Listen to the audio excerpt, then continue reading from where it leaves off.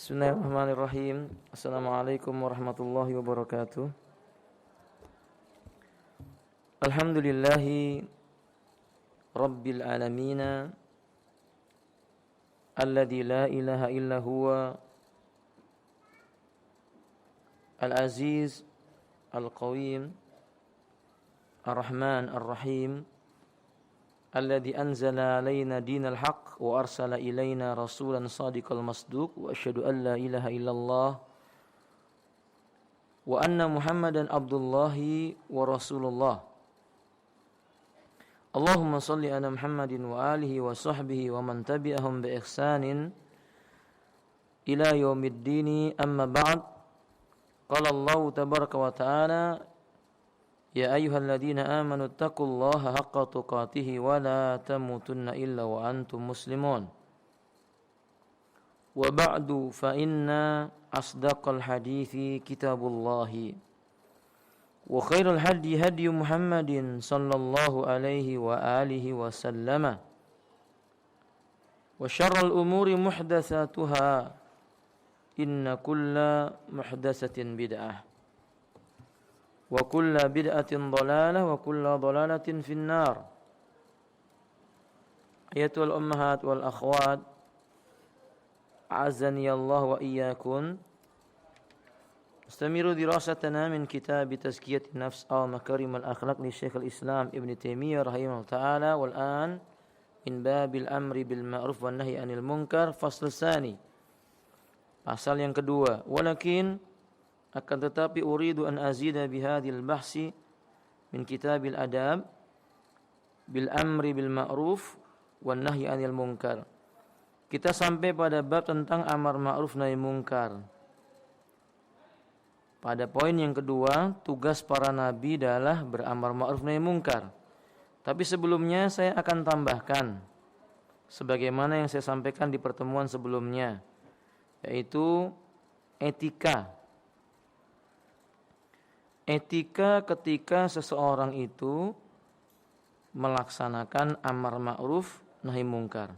Sahih? Saya menyampaikan itu Ibu-ibu? Tayyib. Naam. Ummahat rahimani wa rahimakumullah. Fala syakka anna al-amra bil ma'rufi wan nahya 'anil munkari wa amrun wajib. Tidak diragukan lagi bahwa beramar ma'ruf dan bernahi mungkar bagi seorang muslim itu adalah perkara yang nilainya wajib. Ini tidak ragu lagi. Kewajiban yang Allah Subhanahu wa taala perintahkan kepada mereka. Wal amru bil ma'ruf wan nahyi 'anil munkar min simatil mu'min. Amar ma'ruf nahi munkar itu juga merupakan ciri khusus orang beriman. Allah berkata dalam surat Al-Imran ayat 110, kuntum khaira ummatin ukhrijat linnas. Kalian adalah sebaik-baik umat yang dikeluarkan kepada manusia. Ta'muruna bil ma'rufi wa tanhauna 'anil munkar. Kalian memerintahkan kepada yang ma'ruf dan mencegah dari berbuat mungkar. Wa tu'minuna billah, dan kalian beriman kepada Allah. Tapi yang perlu kita ketahui, ada beberapa hal penting dalam beramar ma'ruf nahi munkar. Karena ini perkara besar yang bisa mensucikan hati manusia. Tidak dikatakan sempurna iman seseorang atau bisa jadi tidak beriman kalau dia tidak menegakkan syariat amar ma'ruf nahi munkar. Al-adabul awal, etika pertama Ibu. Setiap pelaku amar ma'ruf nahi munkar la budda ayyaqa'a fi qalbihi an-niyah as-salihah. Mesti memperbaiki atau meluruskan niat. Tidak ada di buku Anda, saya tambahkan saja Ibu. Harus meluruskan niat. Apa toh niatnya amar ma'ruf nahi munkar itu? Ibtigha'a wajhallah. Ibtigha'a wajhillah. mengharapkan mendapat wajahnya Allah. Waridwanahu, berharap mendapatkan keridhaan Allah Ta'ala. Labtigha'ad dunya kahubbir riasah, bukan mencari urusan dunia, misalnya kepingin disanjung atau dipuji, atau dianggap suja'ah, si pemberani, atau dianggap tokoh, syakhsun azim. Enggak. Tapi semua itu untuk Allah Subhanahu wa Ta'ala. Li'annal amra bil ma'ruf ibadah, karena amar ma'ruf nahi mungkar termasuk ibadah. Syarat ibadah diterima itu dua, Ibu. Apa yang pertama, Bu? Ikhlas. Berarti niatnya harus lurus. Yang kedua apa? Iya, mutaba'atun nabi, sesuai dengan yang datang dari Nabi. Etika kedua, al ilmu bimawadil amri bil ma'ruf wa nahyi anil munkar. Kita harus tahu ilmunya, kapan beramar ma'ruf dan bernahi mungkar. Ini harus tahu ilmu yang berkaitan dengan amar ma'ruf nahi mungkar. Kenapa begitu, Ibu? La ya'muru bil ma'rufi illa rafiqun fima ya'muru bihi. Kata para ulama kita, tidak boleh orang yang beramar ma'ruf nahi mungkar itu kecuali orang yang rafiq. Rafiq itu artinya apa, Ibu? Orang yang dalam ilmunya dan santun terhadap apa yang dia harus memerintahnya. Rafiqun fima yanha anhu, santun di dalam melarang apa yang dia harus larang darinya. Halimun fima ya'muru bihi, sopan dengan apa yang dia memerintahnya. Halimun fima yanha anhu, sopan di dalam apa yang dia harus melarangnya. Faqihun fima ya'muru bihi, tapi juga harus faqih, ngerti, faham apa yang dia perintahkan. Faqihun fima yanha anhu, dan dia juga ngerti, faham terhadap apa yang dia harus melarangnya. Sebab orang yang tidak punya ilmu dalam beramar ma'ruf nahi mungkar, fa amma idza kana al-amiru bil ma'rufi jahilan fa inna syaitana yatala'abu bihi. Adapun orang yang mengajak kepada ma'ruf tapi bodoh tentang agama, jahil, nanti akan dipermainkan sama setan. Wa inna ma kana ifsadu fi amri aksarun min islahi. Sikap kerusakan yang ditimbulkan dalam amar ma'ruf nahi mungkarnya lebih banyak dibandingkan perbaikannya. Lianna rubama na'an syai'in jaizun bil ijma'. Boleh jadi dia akan melarang sesuatu yang padahal menurut agama boleh. Wa rubbama ankara ma ta'awwalu fi sahibu. Kadang-kadang dia mengingkari sesuatu yang sebenarnya itu tidak perlu diingkari. Jadi dia memerintah sesuatu yang dilarang, malah kemudian dia melarang sesuatu yang diperbolehkan. Itu akibat jahil. Saya contohkan, Ibu, di zaman sekarang banyak orang begini. Maunya amar ma'ruf nahi mungkar. Saya mau tanya kepada ummahat. Ada orang laki-laki, dia sahibu dukhon, saribud dukhon. Apa saribud dukhon itu, Ibu? Perokok. Ketika dia membawa rokok di kantongnya jatuh. Dia tidak tahu rokoknya jatuh. Saya mau tanya sama ibu-ibu. Ditunjukkan rokoknya biar diambil orang itu, atau kita biarkan lalu kita buang? Sekali lagi, Bu, ditunjukkan rokoknya itu, ini loh rokokmu Mas, jatuh Pak, dan yang lain-lainnya, atau dibiarkan saja dia pergi kemudian diambil lalu kita buang? Yang pertama atau yang kedua?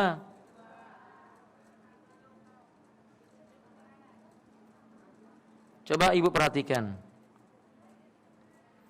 Ibu sekalian, ibu menjawab tadi apa? Yang ke, berarti dibiarkan lalu dibuang. Ibu bayangkan, yang namanya perokok,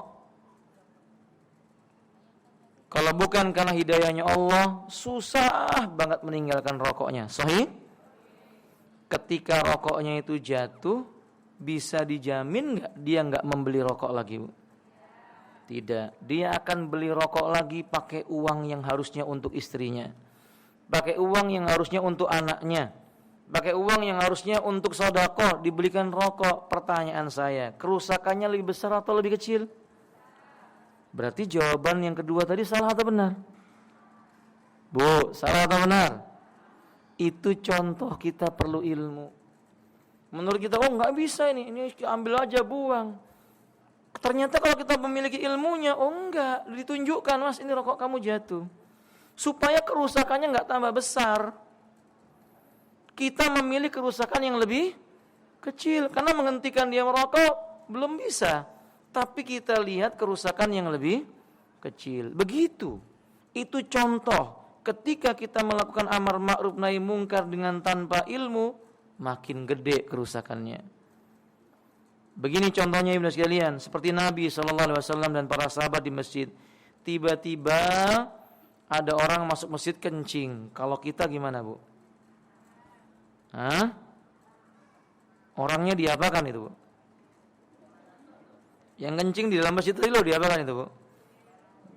Dimarahin nggak cukup. Dipukul ya mungkin begitu toh, Bu.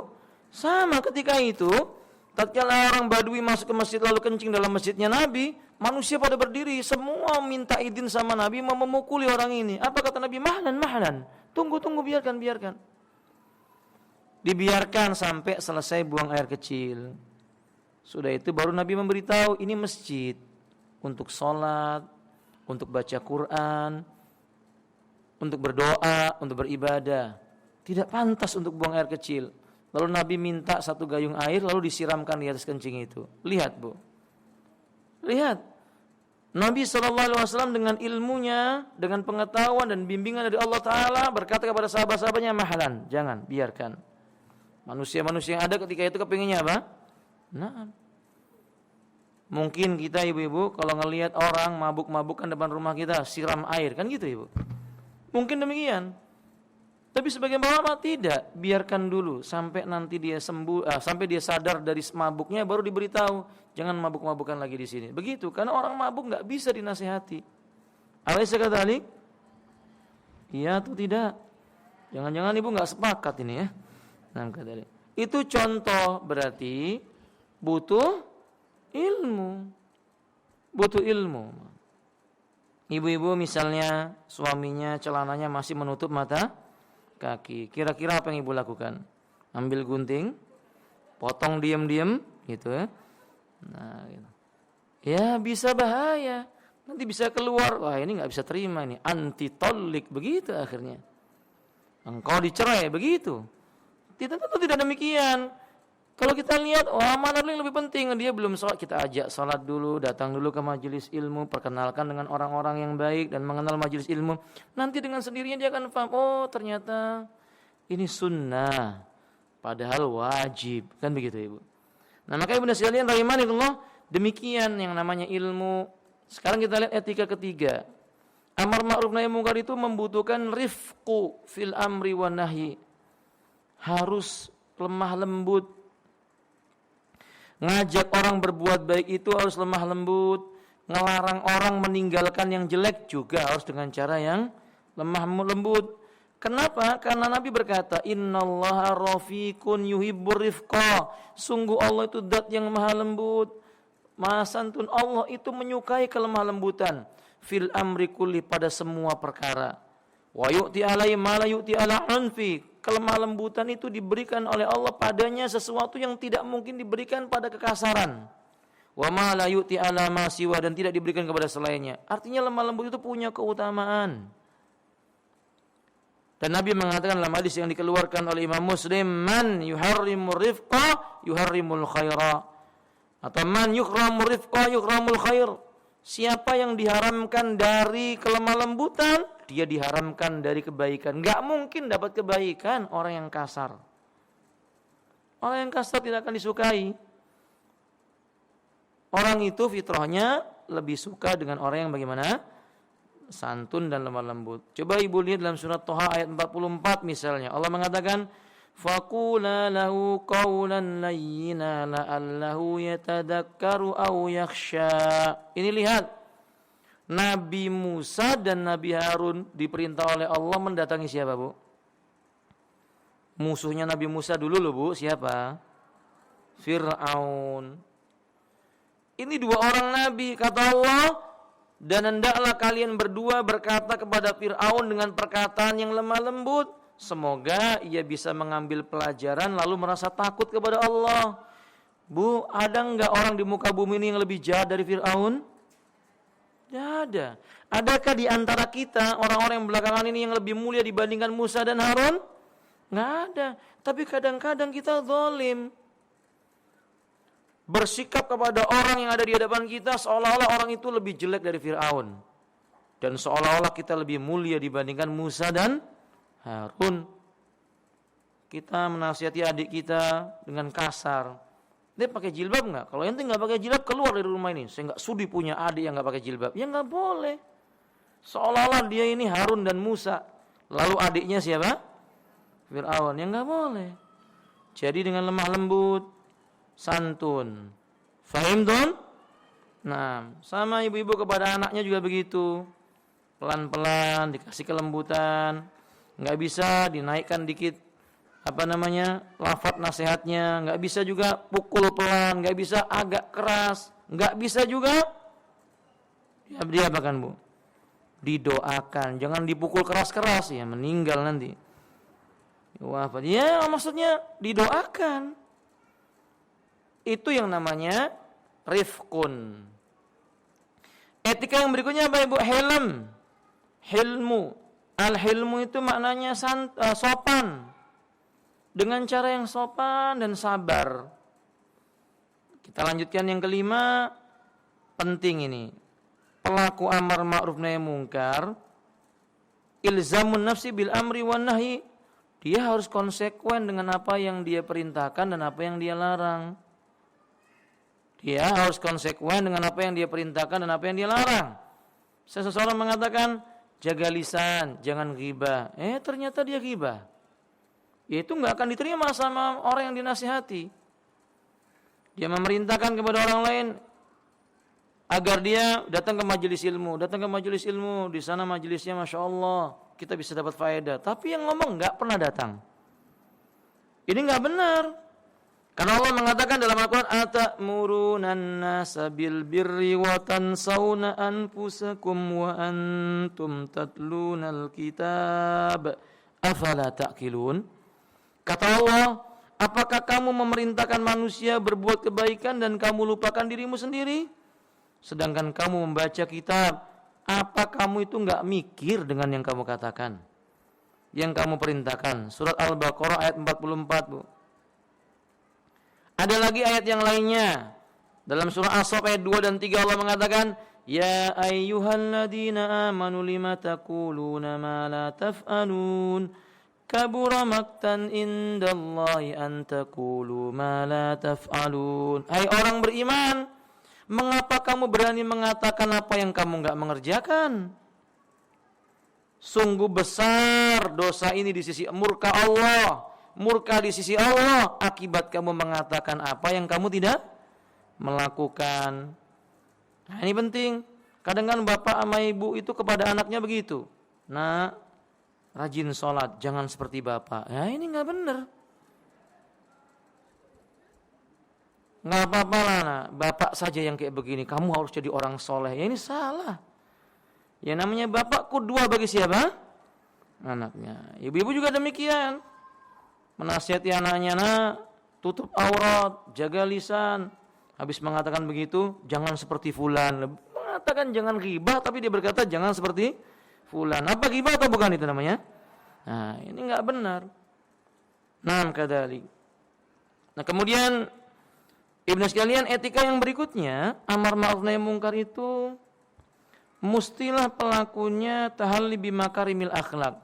Berusaha menghiasi dirinya dengan akhlak mulia, walaupun tidak mungkin sempurna. Enggak mungkinlah semua akhlak mulia itu ada pada dia. Kalau tak ada sedikit orang seperti ini, pasti ada kekurangannya. Tapi maksudnya penulis adalah aghlabiyah, secara ghalibnya, secara mendominasinya, itu akhlaknya mulia, terkenal kebaikannya, walaupun mungkin ada kekurangannya. Misalnya apa Ibu? Yani samahah. Sama itu artinya penuh toleransi lah. Memberikan toleransi yang besar kepada seseorang. Kalau ada si fulan melakukan begini, oh mungkin dia belum tahu dalilnya. Kita katakan, oh, nah berarti husnudzon. Ya, wa basyashatul wajhi. Amar ma'ruf nahi munkar itu wajahnya harus tampak berseri-seri. Ya tentu ditempatkan pada tempatnya ya Bu ya. Sesuai dengan keadaannya, tapi pada asalnya bukan wajah orang yang garang, bukan. Wal karam, punya kemuliaan, wasyaja'ah, pemberani, wal bir, dia punya sifat yang bijak, yang baik, wasyirku, jujur, amanah, wal amanah, wa ghairu dzalik, dan yang lain-lainnya. Waqad sabal kalamu anha, dan banyak permasalahan ini yang telah kita bicarakan di hal-hal yang lainnya. Jadi ibu sekalian, berarti pelaku amar ma'ruf nahi munkar itu mestinya secara aghlabiyah tampak kesolehan yang ada padanya, walaupun pasti ada kekurangannya. Nah, kadalik. Ya misalnya amar ma'ruf nahi munkar, pelakunya mengajak orang berbuat baik, mencegah mungkar, tapi kerjanya nongkrong di warung kopi, hilang kemuliaannya. Karena biasanya suka nongkrong di warung kopi itu siapa ibu? Siapa yang suka di warung kopi itu ibu? Tukang ghibah, tukang namimah, biasanya begitu. Iya tahu Bu? Pesen kopi, duduknya 10 jam, ngobrolin orang lain. Sekarang sih namanya bukan warung kopi Bu, sekarang namanya apa? Iya. Wah, aku sudah bikin kafe nih Ustaz, misalnya. Qadarullah wa masya'afa. Ya kalau ibu bikin kafe ditulis sih di mejanya itu, kafe bebas ghibah. Terbebas dari apa? Bukan bebas untuk berghibah, terbebas dari haram ghibah, kasih begitu. Biar yang datang tidak ghibah. Nah, kalau ada yang dengar, kalau ibu punya kafe ada orang duduk lagi ghibah, diingatkan, maaf Mas, ini kafenya bukan untuk ghibah, silakan cari kafe yang lainnya begitu. Berani ibu-ibu? Enggak laku Ustaz. Kata siapa? Allah berkata, "Wa may yattaqillaha yaj'al lahu makhraja wa yarzuqhu min haitsu la yahtasib." Barang siapa bertakwa kepada Allah, Allah akan memberikan kepadanya jalan keluar dari kesulitan dunia dan juga akhiratnya, dan kelak akan diberi rezeki dari arah yang tidak disangka-sangka. Akan datang rezeki ibu. Coba nanti buktikan insyaallah. Insyaallah. Sekarang yang keberapa ibu? Yang ketujuh. Qad utami minan nas. Seorang yang beramar ma'ruf nahi munkar tidak boleh merasa butuh kepada manusia. Dia harus merasa butuh kepada siapa? Allah. Jangan mengetuk pintunya orang-orang yang kita seolah-olah sangat butuh dengannya. Tidak boleh. Dia harus merasa tamak kepada Allah saja. Jangan tamak, rakus kepada manusia. Itu izahnya akan hilang. Kalau orang itu suka mendekat kepada orang-orang yang punya harta, kepada orang-orang yang punya jabatan, kepada orang-orang yang semisal dari itu, kemudian berwajah mumayyi, mudahana dan semisalnya, maka nanti kemuliaannya akan hilang. Karena mungkin jiwanya telah dibeli dengan dunia. Na'udzubillah min dzalik. Makanya Nabi melarang, jangan ketuk pintu rumah orang kaya, kata Nabi. Maksudnya jangan meminta-minta kepada mereka, nanti akan turun kehormatannya. Na'udzubillah min dzalik. Yang kedelapan, adamul inkar fi amri khilafi. Adamul inkar fi amri khilafin. Kita enggak boleh melakukan pengingkaran pada sebuah perkara yang sifatnya khilafiyah. Maksudnya khilafiyah di sini perkara yang dalilnya masih dinyatakan sama-sama kuat. Kalau khilafiyah yang dimaksud satu dalilnya salah, satu dalilnya benar, tentu kita harus mengingkari yang salah. Misalnya orang sekarang menganggap ini khilafiyah, padahal bukan khilafiyah. Masalah transgender, pindah kehormatan, tadinya jantan jadi betina. Kata mereka ini khilafiyah. Kata siapa? Ini bukan khilafiyah. Nasnya tegas, kata Ibnu Abbas, la'ana Rasulullah sallallahu alaihi wasallam al-mutasabbina min ar-rijali bin nisa. Wa fi riwayah, la'ana Rasulullah sallallahu alaihi wasallam al-khunsa min ar-rijali bin nisa wal mutarajjilati min an-nisa'i bir rijal. Rasulullah mengutuk, melaknat lelaki yang menyerupai perempuan namanya banji. Atau wanita-wanita yang menyerupai laki-laki namanya apa ini, Bu? Kalau laki-laki kan banci ya, Bu ya. Perempuan apa begitulah. Tomboy. Begitu. Ya ini bukan khilafiyah. Maka kalau ada orang mengatakan ya ini masih khilafiyah, masalah waria, sampai ada pesantren waria itu, Bu. Ibu sudah tahu? Kalau ibu belum tahu musibah. Tapi kalau ibu tahu itu 2 kali musibah. Nauzubillah min dzalik. Maka sekalian dari pesantren waria, lalu mereka membuat sebuah opini mau bikin fikih khusus waria. Innalillah. Saya baru dapat informasi dari Multaqa Duat itu, para asatid hafizahumullah ta'ala memberikan informasi kepada hati-hati nih, Bu. Itu bukan khilafiyah itu, bukan khilafiyah, dilaknat oleh Allah, dilaknat oleh Rasulnya, bahkan sepakat bahwa kita boleh melaknat mereka setelah ditegakkan apa? Hujjah. Tapi kalau masalah khilafiyah yang dalilnya sama-sama kuat, misalnya yang satu mengatakan kalau isyarat jarinya bergetar, yang satu berisyarat mengatakan kalau berisyarat ketika tasyahud jarinya tidak perlu digetarkan. Yang satu mengatakan kalau seandainya turun dari sujud tangan dulu, satu mengatakan kalau mau turun dari sujud apa dulu? Lutut dulu. Ini jangan dicela satu dengan yang lainnya karena punya dalil yang kuat. Tapi kalau yang tadi kita sebutkan itu bukan khilafiyah. Itu antara yang hak dengan yang batil. Kita harus ingkari. Fahim tunna? 9. Pilih waktu yang tepat kalau mau melakukan sebuah pengingkaran. Ikhtiyarul waqtil munasib lil ingkar. Memilih waktu yang tepat kalau mau mengingkari sebuah kemungkaran. Dilihat kondisinya. Kalau ibu melihat suaminya melakukan sebuah kesalahan, misalnya pegang handphone, kemudian WhatsApp-an, terus ternyata ada wanita bukan mahramnya ber-WhatsApp dengan dia. Kira-kira gimana waktu yang tepat, Bu? Kapan waktu yang tepat, Ibu dan sekalian? Ini umat harus tahu ini. Ilmu. Apakah ibu lihat, oh ini perempuan, lalu ibu bacakan dalil, la yakhluwanna rajulun bimra'atin illa salisuma syaitan. Tidaklah berdua-duaan laki-laki dan perempuan kecuali yang ketiganya syaitan. Apa ibu akan mengatakan begitu? Lalu ibu baca hadisnya. Saya dengar ada hadis Nabi, man ra'a minkum munkaran falyughayyirhu biyadihi. Barang siapa melihat kemungkaran maka rubah dengan tangannya, rampas handphonenya, injak dan banting dia. Diterima enggak Bu kalau begitu, Bu? Enggak, yang ada ibu ditawak. Sahih? Begitu. Berarti pilih waktu yang tepat. Kapan waktu yang tepat? Ibu bersolek dulu, pakai minyak wangi, mandi minyak wangi lah kalau begitu. Khalas,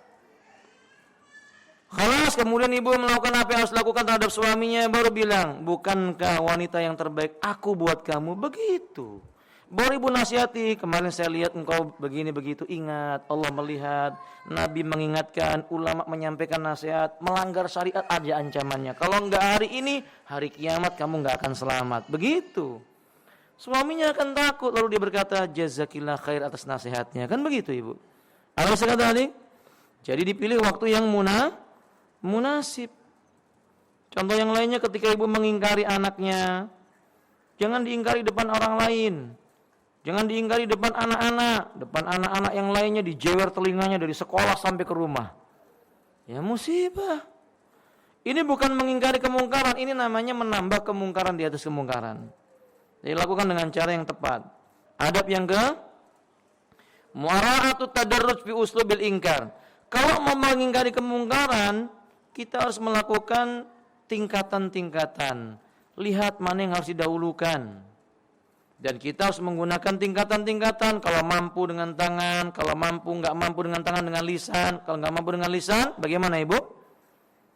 Meninggalkan dengan mengingkari menggunakan hati. Begitu. Kita lihat kemampuan kita seperti apa. Nah, kadang-kadang kita mampu dengan tangan, tapi cukup dengan lisan sudah cukup, ya sudah. Jangan tangan dulu kemudian lisan. Walaupun dalam hadis disebutkan tangan dulu kemudian lisan, tapi maksudnya Nabi, mana yang lebih mendatangkan manfaat? Mana yang lebih mendatangkan manfaat? Ini harus dilakukan.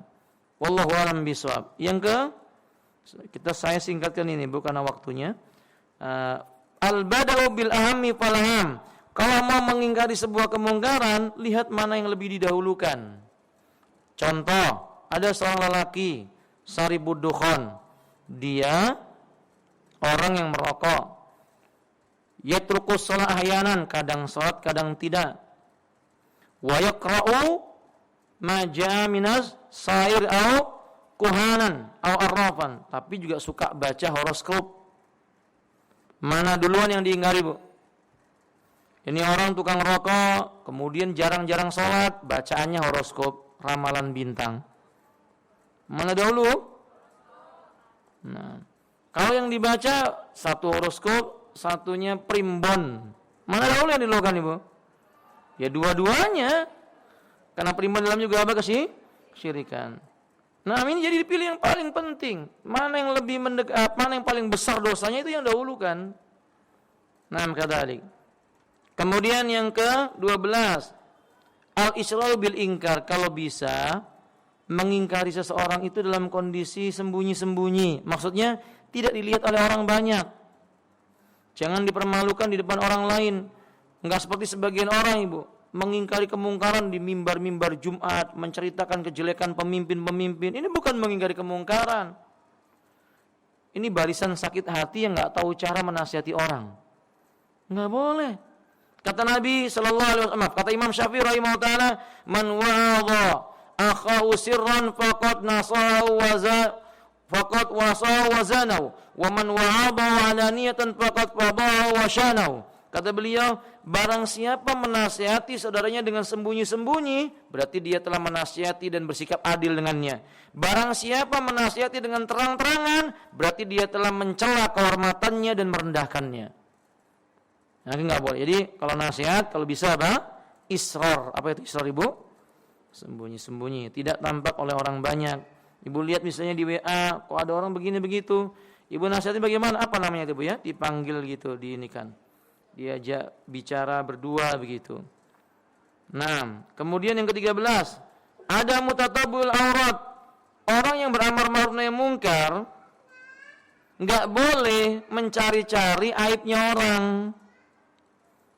Kalau yang kita lihat kemungkarannya misalnya si fulan, kemungkarannya merokok, ya itu yang kita ingkari. Aib-aib yang lainnya jangan dicari.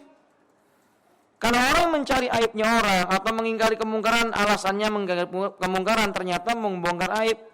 Nanti Allah akan bongkar aibnya sampai tentang masalah yang ada dalam rumah tangganya dibongkar sama Allah. Naudzubillah.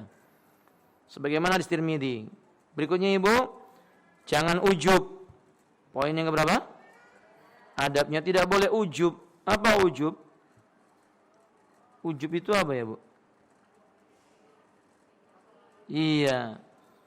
Menganggap dirinya lebih mulia atau bangga terhadap dirinya sendiri, itu namanya ujub. Nggak boleh ujub kalau kita udah berhasil, kemudian kita mengatakan, wah ini karena saya. Itu namanya ujub. Wah itu kemarin tuh Masya Allah itu orang preman, setelah saya nasihati dia bertobat. Ini namanya ujub. Padahal yang memberi hidayah siapa, Ibu? Allah, bukan dirinya, bukan. Allah Subhanahu wa taala. Naam kadzalik.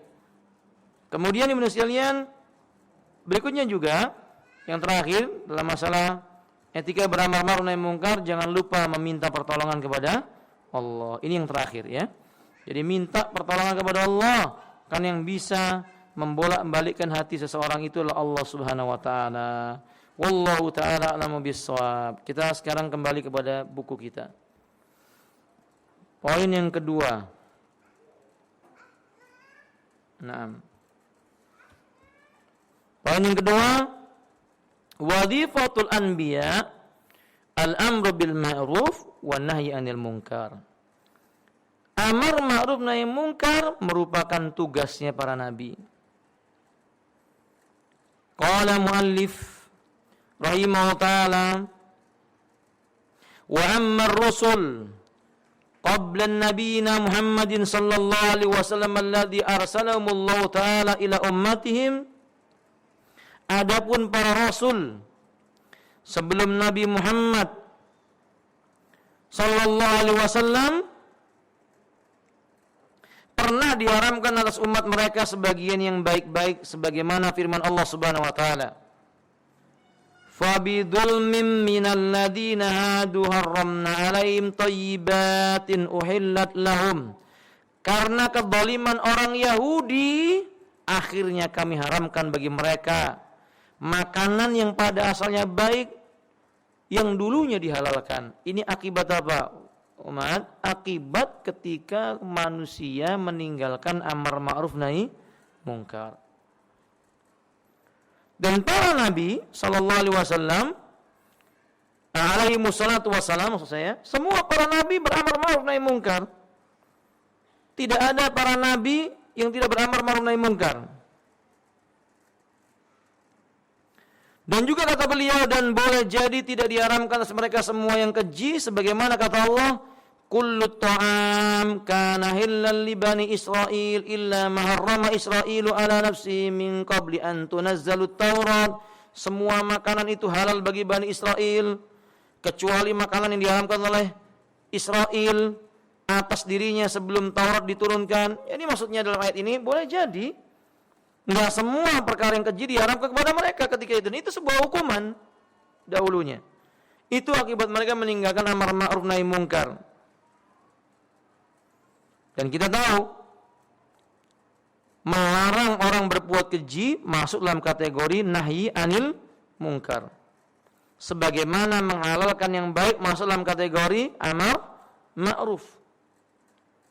Karena mengharamkan yang baik termasuk yang dilarang oleh Allah Subhanahu wa taala. Jadi melarang yang keji adalah perkara yang nahi mungkar, mengajak kepada yang membolehkan yang halal termasuk perkara yang amar ma'ruf. Nah, para nabi semuanya diperintah oleh Allah Subhanahu wa taala untuk beramar ma'ruf dan bernahi mungkar. Tidak ada satu nabi pun yang tidak beramar ma'ruf dan nahi mungkar. Demikian pula para rasul, terutama Nabi sallallahu alaihi wasallam, di mana Allah telah menurunkan agama ini dengan sempurna. Di antara isi agama yang sempurna itulah amar ma'ruf nahi mungkar. Al-yauma akmaltu lakum dinakum wa atmamtu alaikum ni'mati wa raditu lakumul Islam madina. Pada hari ini telah aku sempurnakan bagi kalian agama kalian dan aku cukupkan atas kalian nikmatku dan aku redha Islam sebagai agama kalian. Yakni Allah perintahkan kepada Nabi mengajak manusia kepada agama yang sempurna ini. Perkara yang halal sudah diterangkan, perkara yang haram juga sudah dijelaskan. Maka beramar ma'ruf nahi mungkar maksudnya mengajak kepada yang halal dan mencegah manusia dari perkara yang haram yang telah disempurnakan di dalam agama Allah Subhanahu wa taala. Nah, sungguh kata beliau pada halaman yang ke-29, Allah telah menyempurnakan agama buat kita. Allah telah menyempurnakan nikmatnya buat kita. Allah juga redha Islam sebagai agama buat kita. Demikian pula Allah telah mensifati umat ini dengan umat terbaik. Sebagaimana agama ini agama terbaik. Kuntum khaira ummatin ukhrijat linnas. Kalian sebaik-baik umat yang dikeluarkan kepada manusia. Apa tugasnya? Ta'muruna bil ma'ruf wa tanhauna 'anil mungkar, mengajak kepada yang ma'ruf, mencegah dari yang mungkar. Wa tu'minuna billahi, kalian beriman kepada Allah. Kalau umatnya Nabi saja diperintahkan untuk beramar ma'ruf nahi mungkar, dari dalil ini maksudnya Syekhul Islam berarti para nabinya juga diperintahkan untuk beramar ma'ruf nahi mungkar. Mengingkari amar ma'ruf nahi mungkar kufur. Kufur. Manusia yang mengingkari amar ma'ruf nahi mungkar, mengingkari ajaran amar ma'ruf nahi mungkar, kufur. Karena ajaran amar ma'ruf nahi mungkar ajarannya para nabi. Bahkan Allah mengatakan wal mu'minuna wal mu'minat ba'dhum awliya'u ba'd. Orang beriman yang laki-laki dan orang beriman yang perempuan, sebagian mereka menjadi penolong atas sebagian yang lainnya. Maksudnya kalau dia melihat saudaranya berbuat kemungkaran, cegah. Kalau dia melihat saudaranya tidak mengetahui kebenaran, perintahkan kepada yang benar. Makanya Ibnu sekalian rahimani Allah, termasuk amar ma'ruf nahi mungkar adalah menolong saudara yang zalim dan dizalimi. Menolong saudara yang zalim dan dizalimi. Loh, kok bisa Ustaz? Ya, Nabi mengatakan unsur akhaka zaliman wa madluman. Tolonglah saudaramu yang berbuat zalim, tolong juga saudaramu yang dizalimi. Sahabat bertanya, bagaimana? Orang zalim yang dizalimi ya, Kata Nabi SAW, cegah kedolimannya. Berarti kita harus bernahi mungkar. Itu mencegah kedolimannya sama dengan menolong orang yang dolim. Cegah kedolimannya agar tidak mendolimi orang lagi. Itu yang disebut dengan amar ma'ruf nahi mungkar. Ba'dhum awliya'u ba'din, sebagian menjadi penolong atas sebagian yang lainnya. Ya'muruna bil ma'rufi wa yanhauna 'anil munkari. Mereka menegakkan amar ma'ruf nahi mungkar. Bukan hanya kepada orang kafir, kepada orang beriman, bahkan kepada dirinya sendiri. Karena itu, ikhwafillah, akhwati rahimani wa Allah, Abu Hurairah radhiyallahu anhu berkata, kalian adalah sebaik-baik manusia untuk manusia. Antum kuntum khairun nasi linnas. Kalian adalah sebaik-baik manusia untuk manusia. Kalian mendatangi mereka dalam belenggu dan rantai sehingga kalian memasukkannya ke dalam surga. Maksudnya, kalian menjumpai mereka berada pada kerusakan, kalian cegah. Kalian menjumpai mereka tidak mengetahui kebenaran, kalian mengajak. Kalian lepaskan mereka dari belenggu dan kalian ajak kepada kebebasan, yaitu surganya Allah Azza wa Jalla. Berarti benar sekalian, salah satu thariqah jalan supaya hati kita menjadi bersih, tegakkan amar ma'ruf nahi mungkar itu di hati kita. Dimulai dari siapa, Ibu? Diri kita. Mencegah diri kita dari yang mungkar. Mengajak diri kita kepada yang ma'ruf. Karena biasanya setan itu menghiasi manusia juga melalui jalan amar ma'ruf nahi mungkar.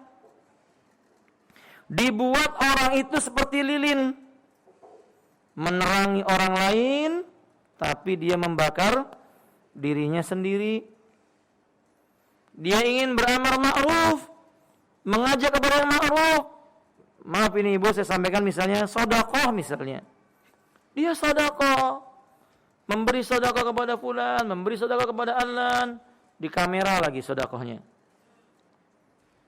Sedekahnya baik, tapi dia lupa itu bisa merusak dirinya sendiri. Gara-gara di kamera, di foto, ditempel di mana-mana, tumbuh yang namanya apa, Ibu? Riya. Dia baik beramar ma'ruf, tapi dia merusak dirinya, enggak bisa mencegah kemungkaran yang ada dalam hatinya. Maka kotor.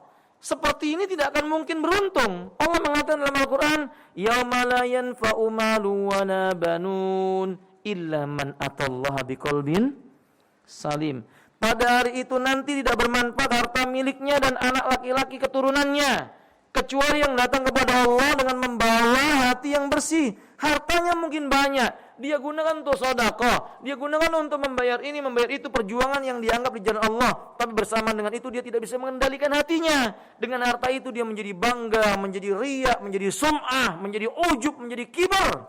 Hartanya mengantarkan dia kepada neraka jahanam. Nabi SAW berkata, "Fala taj'alu anfusakum kasiraji." Jangan kamu jadikan dirimu seperti lilin. Jadi amar ma'ruf dimulai dari diri sendiri. Kalau kita mau bersedekah, perintahkan hati kita juga agar tulus karena Allah. Cegah hati kita, larang dari kemungkaran, bersikap riya, bersikap sum'ah, dan itu tidak gampang. Karena seluruh para ulama berkata, di antaranya Sufyan Ats-Tsauri mengatakan, "Ma ra'aitu 'amalan ladzi syara'a Allah Ta'ala asqalu fi qalbi illa an-niyyah." Lianna malu al-qalbu wal-qalbu muqallab. Aku tidak menjumpai suatu amal yang disyariatkan oleh Allah terasa berat bagi diriku kecuali cuma satu. Aku tidak melihat sebuah amal yang terasa berat bagi diriku yang disyariatkan oleh Allah itu kecuali cuma satu.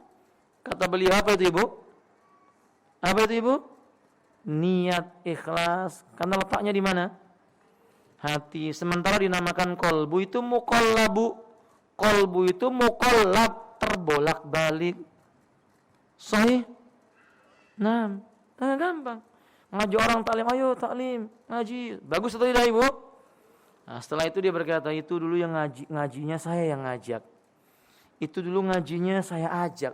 Akhirnya dia bisa seperti itu. Ada rasa apa? Ujub. Tapi bedanya dengan ikhlas ini tipis loh Bu ya. Karena menceritakan kebaikan supaya ditiru oleh orang boleh Bu. Saya ulangi, menceritakan kebaikan supaya ditiru oleh orang, boleh. Fa amma bi ni'mati rabbika fahadits. Adapun terhadap nikmat Tuhanmu maka ceritakanlah. Boleh kita menceritakan kebaikan, tapi tipis bedanya. Makanya ini pentingnya kita mensucikan hati. Belajar mentazkiyatun nafas. Banyak orang beramar ma'ruf nahi munkar, Masya Allah Ibu. Saya pernah di Jakarta itu kejebak dengan serombongan orang berpakaian putih-putih, bawa parang, bawa pentungan. Katanya mau menghancurkan tempat-tempat minuman keras. Kita nggak perlu sebutkan nama ormasnya, tapi ibu paham maksudnya. Masya Allah. Ibu diminta suruh buka pintu kaca mobilnya, dilihat. Oh, ketika dilihat pakai kufiah nggak jadi. Oh, saya pikir kalau nggak pakai kufiah kira-kira diapakan itu. Pertanyaan kita adalah teriak-teriak, membawa parang, diacung-acungkan. Pernahkah Nabi seperti itu? Tidak. Ketemu dia setelah dia menghancurkan, lalu dia diwawancara dan dia bercerita, alhamdulillah kita berhasil menghancurkan ini dan itu. Tumbuh kebanggaan, tunggu ujub. Ini nggak boleh. Dia ingin amar ma'ruf nahi munkar, ternyata dia merusak siapa? Dirinya sendiri. Ini nggak benar. Kita nggak boleh membebaskan orang dari belenggu, tapi belenggu itu berpindah ke tangan kita. Itu tidak benar. Allahul musta'an, tidak dibenarkan dalam syariat. Nah, jadi umat sekalian, amar ma'ruf nahi munkar itulah jalan untuk mensucikan diri, dimulai dari diri sendiri, dimulai dari diri kita. Wallahu ta'ala alam bisawab. Sekarang sedikit tambahan. Wa kaifa wadhiwatil Islam bil amri bil ma'ruf wa nahyi 'anil munkar. Peranan umat Islam dalam masalah amar ma'ruf nahi munkar. Kata beliau, Allah Ta'ala menerangkan bahwa umat ini umat terbaik yang dilahirkan untuk manusia. Umat ini mereka lah yang lebih bermanfaat untuk manusia. Umat yang paling banyak berbuat baik terhadap manusia. Karena mereka berbuat maksimal dalam menyuruh manusia berbuat kebaikan. Melarang mereka dari kemungkaran, dari sifat-sifat, dari segi sifat dan ketentuannya. Di mana mereka memerintahkan semua yang ma'ruf, melarang dari semua yang mungkar pada diri setiap orang. Maksudnya ibu sekalian, beliau ingin menjelaskan bahwa umat Islam harusnya adalah umat yang paling menonjol dari sisi mengajak kepada yang baik dan mencegah dari yang mungkar. Sayang di akhir zaman, saya katakan ibu, di zaman kita terutama, kok ternyata potret Islam, maksud saya potret kaum muslimin, gak semuanya bu ya, itu justru yang nampak kok yang kebalik. Ya'muru bil munkar wa yanha 'anil ma'ruf. Ibu pernah datang ke lembaga pemasyarakatan? Belum ya bu ya?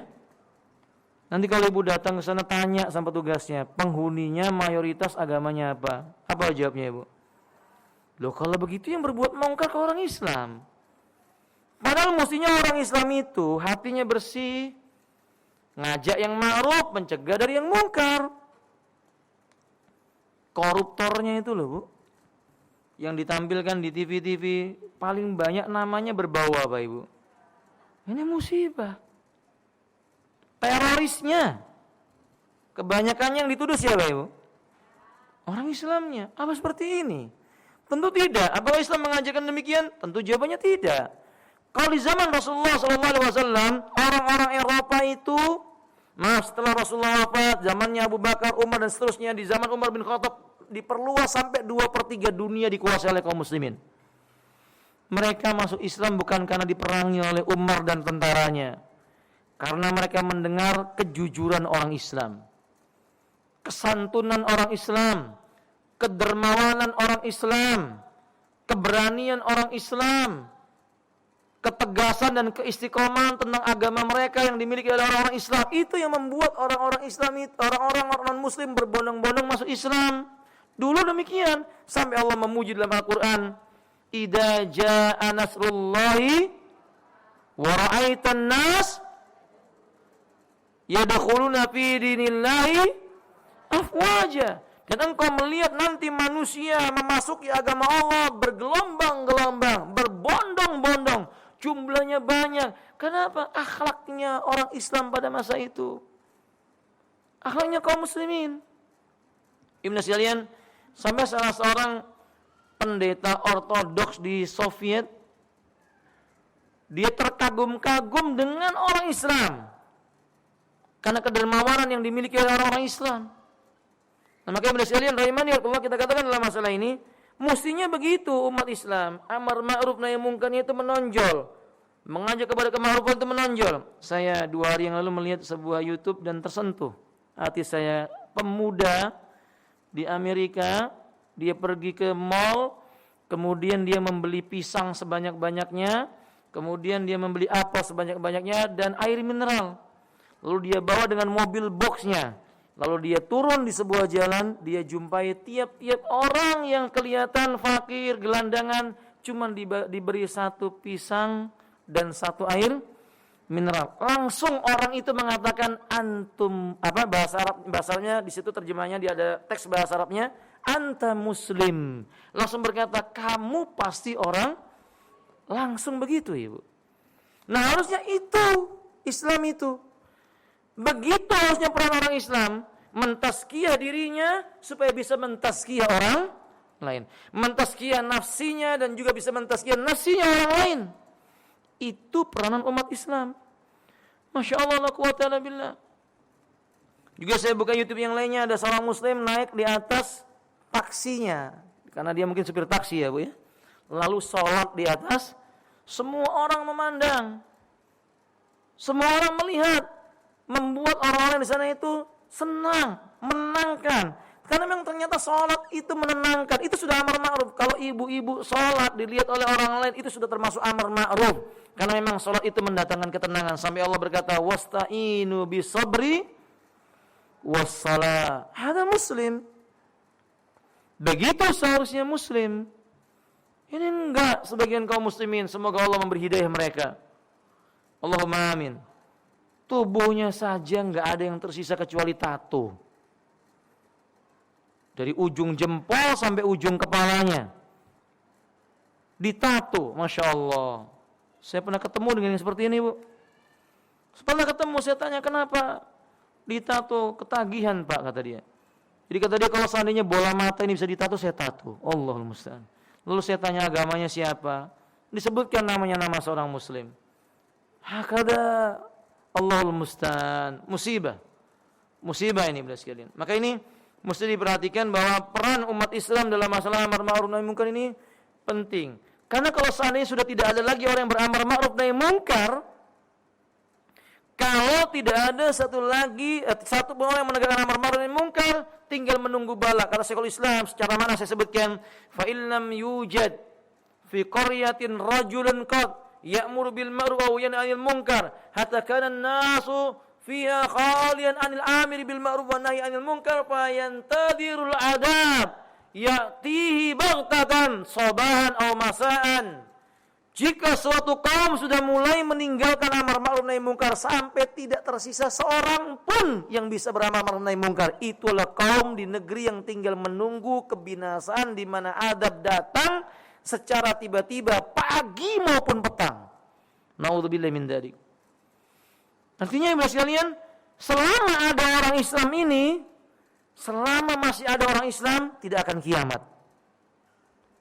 Sampai semua orang Islam mati, meninggal dunia, enggak ada lagi yang bisa mengajak kepada yang ma'ruf, enggak ada lagi orang yang mencegah dari perbuatan yang mungkar. Itu zaman di mana nanti kiamat akan dibangkitkan. Maka ibunda sekalian, beliau ingin berpesan kepada kita, yang dinamakan tazkiyatun nafas itu, buah yang paling tampak adalah jika dia dianggap berhasil jika dia telah melaksanakan amar ma'ruf nahi munkar, itulah orang yang berhasil di dalam mentazkiyah dirinya, dalam mensucikan dirinya. Itu yang berhasil. Faham dong? Saya mau tanya kepada ibunda sekalian, mana lebih mulia? Orang yang mengasingkan diri ke tengah hutan, sibuk dengan membaca Quran, sholat di waktu petang, puasa di waktu siang, lalu dia membaca kitab-kitab di tengah hutan, dibandingkan dengan orang yang tinggal di sekumpulan manusia yang rusak, manusia yang berbuat kerusakan dan kemaksiatan, orang ini sholat malamnya biasa saja, kadang sholat kadang tidak. Orang itu kadang puasa kadang tidak, tapi dia mengajak orang lain agar berbuat kebaikan. Mana yang lebih baik, Ibu? Hah? Iya, karena Allah mengatakan waman ahsanu qawlan mimman da'a ila Allah wa huwa muhsin. Siapakah orang yang lebih mulia dibandingkan, yang lebih baik dibandingkan dengan orang yang mengucapkan dengan kata-katanya mengajak kepada Allah sedangkan dia senantiasa berbuat kebajikan. Di tengah-tengah orang yang buruk, dia berbuat kebaikan. Ini lebih mulia. Dan dia telah berhasil mensucikan dirinya. Nah, kata dia, makanya Bapak sekalian, Syekhul Islam berpendapat orang yang tinggal di tengah masyarakat itu jauh lebih baik dibandingkan yang uzlah.